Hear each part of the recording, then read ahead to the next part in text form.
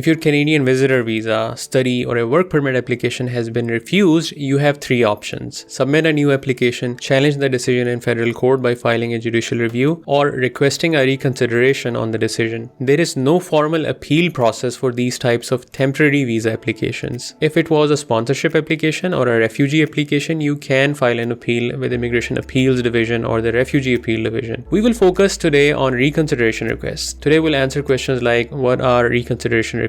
How can you file this request? What are your chances of success? How long does it take? How to do it? And what are some of the other options? So let's get started. First off, what is a reconsideration request? It is simply your chance to request the visa officer to take another look at your application. It is not an appeal. Think of it as a second chance when you have a very strong reason to believe that there has been a mistake by the visa officer in the assessment of your visa application. As per IRCC's internal training documents, it says that reconsideration request should only be done where warranted in exceptional cases. An applicant's dissatisfaction or disagreement with the decision does not by itself qualify as an exceptional case. The onus is on the applicant to satisfy the officer that reconsideration is warranted. So just because you disagree with the decision doesn't mean you should just right away submit a reconsideration request. So in case you're wondering what it looks like, it's simply a letter that you write to the visa office that processed your application. If you don't know which visa office processed your application, I will drop a link below to help you find your relevant visa office. So what do you write in this reconsideration request letter? The short answer is that there is no specific format. Your goal in this letter is to highlight any factual or legal errors that may have been committed by the visa officer. And these two terms are important: factual or legal. And then request to reopen the application in a polite manner. An example of factual error could be that even though you shared a considerable amount of funds in your application, but the visa officer refused your application due to lack of sufficient funds. And keep in mind that this can be a gray area, as what you think are sufficient funds may not actually be sufficient. I'm going to link a detailed video on the proof of funds in case you want to check that out. But let's say you request the GCMS notes, and in these notes it is mentioned that no bank statement or proof of funds were submitted at all. Then this is a factual error, as you did submit a statement. A simpler example could be where an application was refused on the basis of you missing a critical document, such as a letter of acceptance from a DLI in Canada. You know that you attached a letter of acceptance, perhaps even have screenshots of the documents you uploaded. So this is a factual error. You can request reconsideration in this case. An example of a legal error is where your study permit application was refused because you didn't attach a particular police certificate. And in reality, since you didn't spend more than 6 months in that particular country, a police certificate was not required for that country, and thus it was a legal error. It's just a hypothetical example. So I hope this gives you an idea of the cases where reconsideration request may be useful. If you have not found any solid legal or factual error, you should not submit this request. Which brings us to the next question: when should you request for a reconsideration? Is there a deadline? As per IRCC, there is no specific deadline for this request, but if too much time has passed, it may not be reasonable to submit a reconsideration request. So only take as long as really necessary, not longer. For example, if the error is clear to you, file the request as soon as possible, possibly within days. But if you're not sure, the first step would be to request visa officer's notes or GCMS notes through an access to information request, and I can help you with this request also if you need help in obtaining these notes. If after reading the notes an error from the visa officer jumps out to you, then submit the reconsideration request shortly after that. And keep in mind that GCMS notes can take anywhere from a couple of weeks to a few months to receive. Alright, so the big question: how to submit the request? Once you draft your letter, save it as a PDF and then send it to your visa office through a web form. That's the main mode of sending the reconsideration request, a web form. It doesn't cost you anything, you're just contacting them using a form. For example, if you are a resident of UAE, Qatar, Bahrain, Oman, Kuwait, Pakistan, Afghanistan, or Yemen, your visa office for temporary applications like study, visitor visa, or a work permit will be Abu Dhabi. If you are a resident of India, your visa office will be either in New Delhi, Chandigarh, or Bangalore. I'll leave a link in the description for the web form. Keep in mind that although it is very simple and easy to submit the request, the actual request is not an easy process because the content of the request really matters. What you put in it, what kind of errors did you find? So the effort in preparing the letter, that's the main thing. So think carefully about that. So you might be wondering, wondering what happens next and how long does it take. So the outcomes can vary. Your application might be reopened and approved, it could be reopened and refused again, or it could just be ignored. Oftentimes you will not even receive an acknowledgement that your reconsideration request has been received, and it can take months before IRCC reviews your application. Usually it is not a fast process and the success rate is very low. So if you're someone who needs to be in Canada sooner, let's say you're a study permit applicant, you may need to get an updated letter of acceptance, because if it takes months to process the request, after 5 months IRCC might come back to you and say, hey,